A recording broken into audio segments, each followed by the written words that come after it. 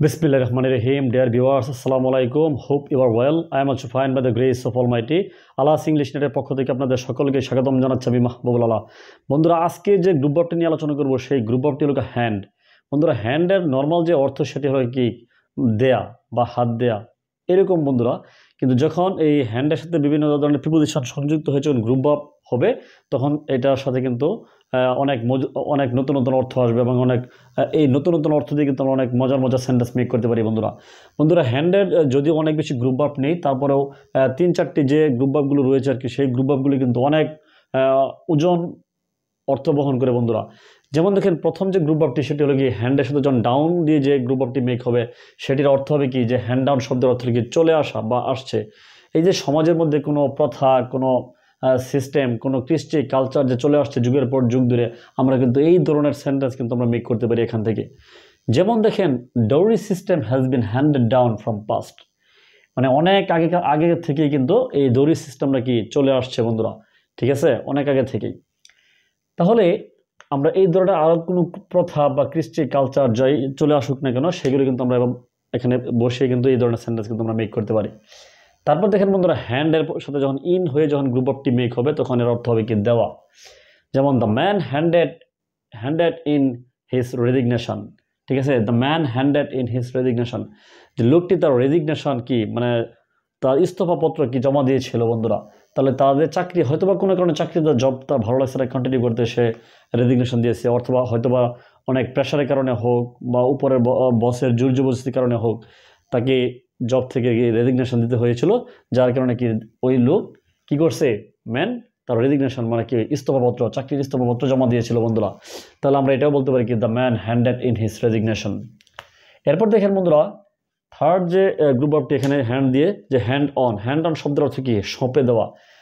আমরা কিন্তু আঞ্চলিক ভাষায় কিন্তু একটি কথা আছে যে যখন বিয়ের মধ্যে কি মেয়েকে কিন্তু তার বাপে কিন্তু সঁপে দেয়, এরকম কিন্তু অনেক আঞ্চলিক মহিলারা বলে থাকে যে কি তার বাবা তাকে সঁপে দিয়েছে, বা বাবা তোমার কাছে আমার মেয়েকে সঁপে দিলাম, আমার মেয়েকে ভালো করে টেক কেয়ার করো, এই ধরনের কিন্তু কথাবার্তা বলা হয়ে থাকে বন্ধুরা। তাহলে আমরা কিন্তু এটাও বলতে পারি কি যে সঁপে দেওয়ার যে অর্থটি সেই অর্থটি কিন্তু আমরা এই সেন্টেন্স দ্বারা মেক করতে পারি যে হ্যান্ড অন। তাহলে Rima's father handed on her to her husband, that means কি রিমার পিতা তাকে তার হাজব্যান্ডের কাছে সঁপে দিয়েছিল, ঠিক আছে। তাহলে বন্ধুরা দেখেন, এবার 4 নম্বর যে হ্যান্ডের সাথে যখন ওভার হবে তখন বন্ধুরা যে গ্রুপ ভার্বটি হয় এর অর্থ কি হস্তান্তর করা। এই যে the thief was handed over to the police, মানে চোরকে কি করছিল, চোরকে পুলিশের কাছে কি হস্তান্তর করা হয়েছিল বন্ধুরা, ঠিক আছে, চোরকে পুলিশের কাছে হস্তান্তর করা হয়েছিল বন্ধুরা।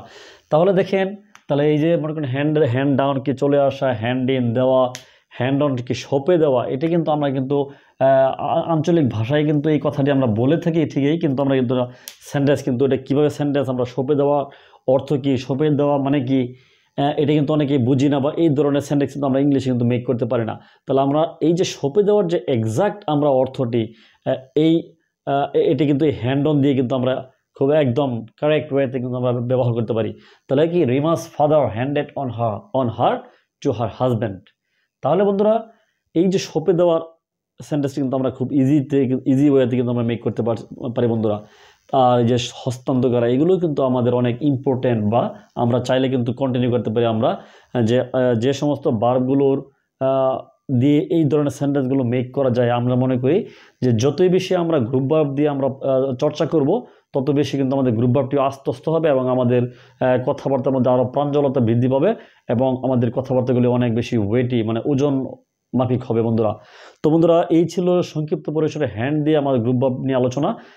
আমার এই ভিডিওটি কেমন লাগলো অবশ্যই আপনারা কমেন্ট বক্সে জানিয়ে দেবেন, লাইক কমেন্ট দিয়ে আপনাদের মতামত জানাবেন, আর নতুন বন্ধুদেরকে দেখার সুযোগ করে দেবেন বন্ধুরা অবশ্যই।